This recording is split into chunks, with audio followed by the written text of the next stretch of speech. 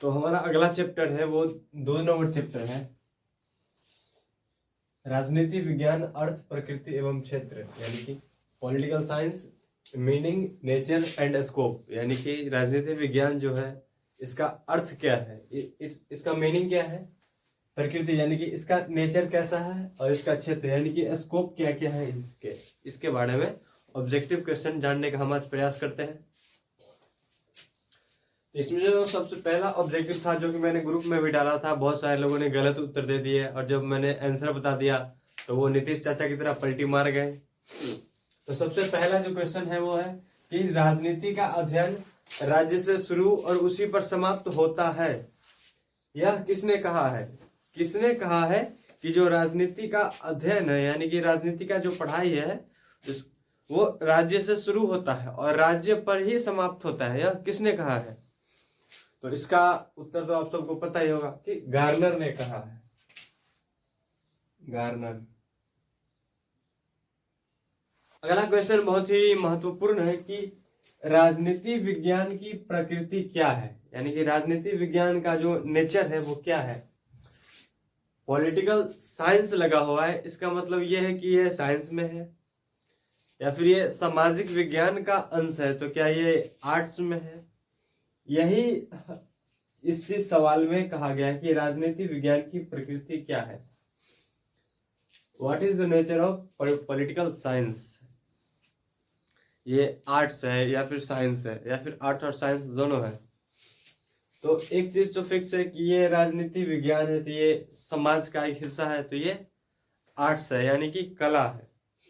लेकिन वर्तमान में जो राजनीति विज्ञान है वो यह बताती है कि जो राजनीति विज्ञान है इसको हम तथ्य के जरिए, कुछ आंकड़ों के जरिए इस पर विश्लेषण करके हम इससे एक निष्कर्ष पर निकल सकते हैं, एक रिजल्ट पर आ सकते हैं, इससे एक अंदाजा लगाया जा सकता है।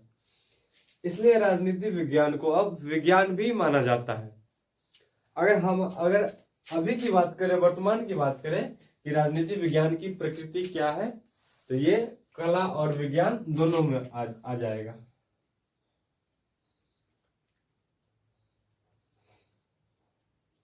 कला एवं विज्ञान दोनों में। जो हमारे इंग्लिश मीडियम के साथी होंगे उनके लिए आर्ट्स एंड साइंस बोथ, ठीक है। बहुत सारे लोग राजनीति विज्ञान को मास्टर साइंस कहते हैं। मास्टर साइंस इसलिए कहते हैं क्योंकि अभी वर्तमान में मान लीजिए आप साइंस पढ़ते हैं, आप इंजीनियर बन गए, तो इंजीनियर कैसे काम करेगा ये कौन तय करेगा?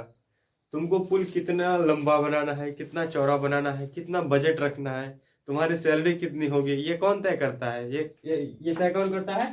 तो पॉलिटिकल साइंस यानी कि MP MLA नेता मंत्री विधायक ये तय करते हैं। तो राजनीति विज्ञान को मास्टर साइंस कहा गया, सर्वोच्च विज्ञान, सुप्रीम साइंस, ठीक है। तो सबका अलग अलग विचार है, अलग अलग उनका रीजन है, अलग अलग उनके तथ्य हैं, तर्क उनके अलग अलग हैं। तो हमें उतनी गहराई में नहीं जाना है, हमें सीधे सीधे समझना है। ऑब्जेक्टिव क्वेश्चन है हमारा कि राजनीति विज्ञान की प्रकृति क्या है, तो कला एवं विज्ञान दोनों है। फिर है किसके अनुसार राजनीति प्रभाव व प्रभावशाली अध्ययन है, यानी कि कौन वो व्यक्ति थे जिन्होंने कहा है कि राजनीति प्रभाव व प्रभावशाली अध्ययन है। किसने कहा है? ये कहा है लासवेल ने। लासवेल।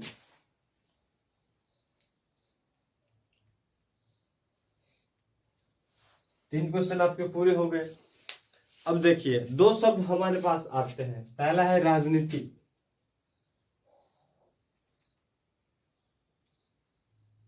दूसरा है राजनीति विज्ञान।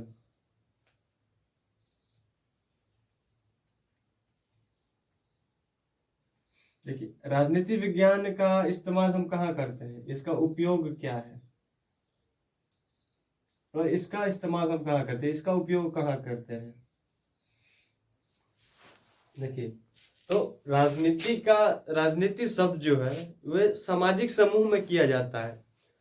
राजनीति शब्द का इस्तेमाल वैसे स्थान या समाज में किया जाता है जिसका संबंध वास्तविक प्रशासन से होता है, जिसके द्वारा राजनीतिक नीतियों को प्रोत्साहित की जाती है यानी कि सीधा सीधा कहा जाए कि राजनीति शब्द का इस्तेमाल क्या किया जाता है, तो जिसका वास्तविक प्रशासन से लेना देना होता है। और राजनीति विज्ञान शब्द का इस्तेमाल कहाँ किया जाता है, जब राज्य के समूह का या फिर राज्य के ज्ञान का वर्णन करना हो तब हम राजनीति विज्ञान का इस्तेमाल करते हैं। और राज्य का व्यवस्थित ढंग से अध्ययन करना हो तब हम राजनीति विज्ञान का इस्तेमाल करते हैं। लेकिन राजनीति का इस्तेमाल हम सामाजिक समूहों में करते हैं और जिसका संबंध सीधे सीधे वास्तविक प्रशासन से होता है, सीधे जमीनी स्तर पर होता है, वो उसको कहते हैं हम राजनीति। और राजनीति विज्ञान में अंतर आप लोगों को समझ में आ गया होगा। तो हमारे पास जो अब क्वेश्चन आए हैं वो है कि प्रिंसिपल ऑफ पॉलिटिकल इकोनॉमी के लेखक कौन है। ये एक बुक का नाम है, प्रिंसिपल ऑफ पॉलिटिकल इकोनॉमी, ये एक किताब का नाम है, ठीक है। तो इसके लेखक कौन है, who is the writer of principle of political economy. तो इसको लेखक का नाम है मिल। क्या नाम है, मिल, ठीक है। और इनका पूरा नाम है जॉन स्टुअर्ट मिल, ठीक है।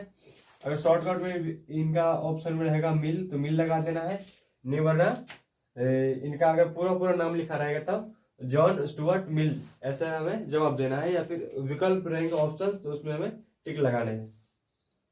फिर अगला क्वेश्चन है यूनानी भाषा के शब्द पॉलिश का अर्थ क्या है, यानी कि ग्रीक लैंग्वेज के पॉलिश वर्ड का मीनिंग क्या होता है।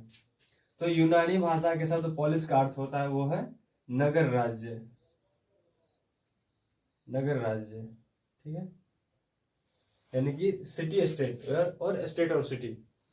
फिर अगला सवाल है हमारे पास कि किसने राजनीति को सत्ता का अध्ययन कहा है, यानी कि who said politics is the study of power. किसने राजनीति को सत्ता का अध्ययन कहा है, बर्ट्रैंड रसेल,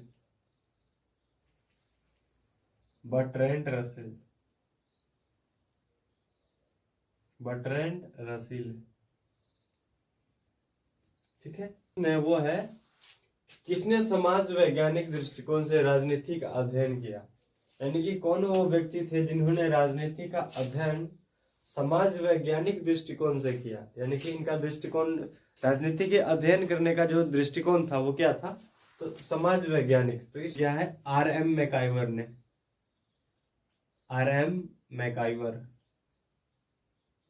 मैकाइवर, ठीक है।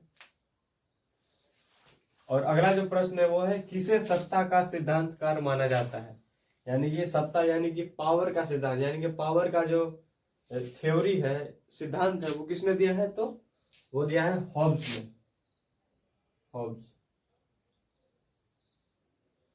ठीक है। तो किसे सत्ता का सिद्धांतकार माना जाता है, तो हॉब्स को, ठीक है।